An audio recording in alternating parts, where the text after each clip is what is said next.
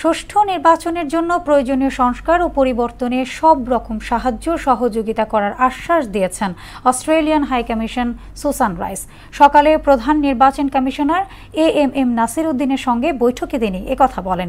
CEC জানান, সংস্কার কমিশনের অপেক্ষায় না থেকে সাংবিধানিক ক্ষমতায় যতটুকু সম্ভব সে কাজগুলো আগে শেষ করবে কমিশন। এমআর আসাদের প্রতিবেদন। 3 মাস আগে অস্ট্রেলিয়ান হাই কমিশনার হিসেবে ঢাকায় যোগ দেন সুসান রাইস। বৃহস্পতিবার সিইসির সঙ্গে সাক্ষাৎ করতে নির্বাচন ভবনে যান তিনি। আলোচনা শেষে সুসান রাইস জানান, সুষ্ঠু নির্বাচনের লক্ষ্যে ইসির যাত্রায় সার্বিক সহযোগিতা দিয়ে পাশে থাকবে তার দেশ। Bangladesh is going through as it moves towards open, free and fair elections. Australia stands by Bangladesh and we continue to work with you as best we can to support your. আর প্রধান নির্বাচন commissioner বলেন, দ্রুত বাস্তবায়নযোগ্য বেশ কিছু আইন সংশোধনের কাজ চলছে। নতুন দলের নিবন্ধন প্রক্রিয়াও চলমান। আমরা প্রকিউরমেন্টের কাজ শুরু করেছি, এটা বলেছে অলরেডি টেন্ডার হয়ে গেছে, এটা জানিয়েছি। তারপরে আমাদের যে ডিলিমিটেশনের জন্য আমরা ইনিশিয়েটিভ নিয়েছি, সেটা ইনশাআল্লাহ একটা আইনের সংশোধন দরকার, এটা হয়ে গেলে ওইটাও আমরা করে ফেলবো।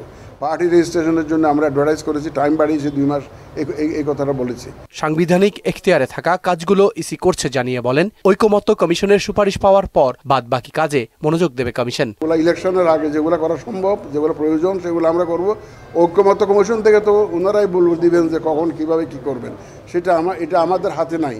সুতরাং আমরা অনেকগুলো যেগুলো রাজনৈতিক বিষয় আছে, যেগুলোতে রাজনীতি ইনভলভ আছে, এটা ওনারা করে আমাদের সিদ্ধান্ত আমরা তখন জানবো। এটা নিয়ে কি দেন, কি ধরনের দেন, আমরা তো আর জানি না।